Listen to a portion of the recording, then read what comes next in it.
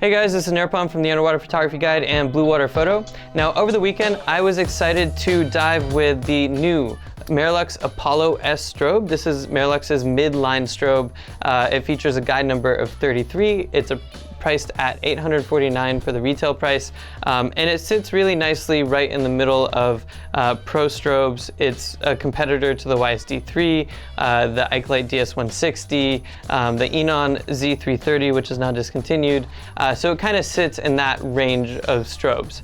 Now the strobe is designed from anodized aluminum. It's 1.5 pounds, so it's a nice lightweight strobe, and it sits under the Apollo 3 line of strobes, which is Marelux's highest end strobes, with a guide number of 44. So if you're okay with not having the brightest strobe on Earth, then this is a really nice option. Now the reason it's such a nice option is because at a guide number 33, the recycle time is actually 0.9 seconds, which is extremely fast. So if you want to dial your power down a little bit, like I needed to when I was diving in this darker, colder water that we have in California, then you can shoot much faster. And I was shooting at 3 to 5 frames per second without any problem capturing each frame. I had a great time shooting Sheephead, Garibaldi. I was shooting into the sun, trying to show you guys just how far I could push the strobe, because as you know, if you have more sunlight and you have more ambient light, you need more strobe power to fight that light. So I was trying to push the strobe as much as I could, and you guys can see in the photo how it performed. And I was pretty pleased with the results, especially because the beam angle is a nice 110 degrees, which is a great beam angle for a strobe. That beam is produced by 2 flash tubes, and it's a color temperature of 6,200 degrees Kelvin.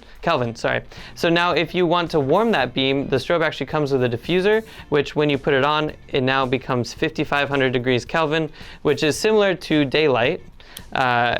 And it also allows you to adjust your photos in Lightroom so that when you have warmer light on your subject, you can cool down the photo as a whole and you get nice bluer backgrounds in the background. So that's a nice benefit to adding the diffuser on. Now, as with every strobe, adding a diffuser actually increases the amount of backscatter it has, but reduces the size of each piece of backscatter. So you have to kind of decide, do you want that diffuser on for wide angle video or photography, where you might have a really wide field of view, and 120 degrees is more beneficial than 110. I decided to have the diffusers on when I was diving, and at one point I actually lost a diffuser on one of my strobes. So some of these images that you're seeing is actually one strobe with a diffuser and one without. That was my bad. I was in the surf. I didn't lock the diffuser, but that's what you get when you're learning a new product. So there are a lot of different strobe modes on the Apollo S. You have a manual strobe mode, of course, with a nice easy dial that allows you to adjust your power setting. You also have an auto sync mode, which is for TTL and RC TTL. You have an HSS or high speed sync mode. This allows you to shoot at higher shutter speeds than your flash sync speed in order to get nicer backgrounds, darker backgrounds or black backgrounds. And that's a pretty cool feature. Not all strobes have that.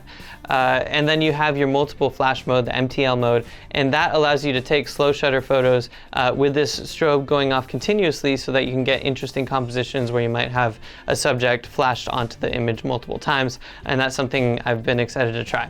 So this strobe is triggered with a fiber optic cable. Right here we have a fiber optic port. It does not have sync cord compatibility, so you do need a fiber optic cable. But if you're an Ikelite shooter, you no longer need to have sync cords. There are actually fiber optic adapters for Ikelite housings, so reach out to us at sales@bluewaterphotostore.com if you do need that. And I'll also say that one of the most exciting features of the Apollo S is the LumiLink option, where you can actually trigger this wirelessly. So you have these LumiLink ports right here on the side, and if you have a LumiLink adapted to your housing, you can actually have the LumiLink send an optical signal to the strobe and the strobes will fire, which is great. Just remember, if you are going to use that feature, you should plug your fiber optic port, because I did not, and it makes your strobes fire if you leave that fiber optic port open. So just remember to do that, and you'll be good to go. Now, as with every product, we do want to talk about cons. I would say probably the one con about the Apollo S is that there is no modeling light. Which is fine. I use a focus light on my housing.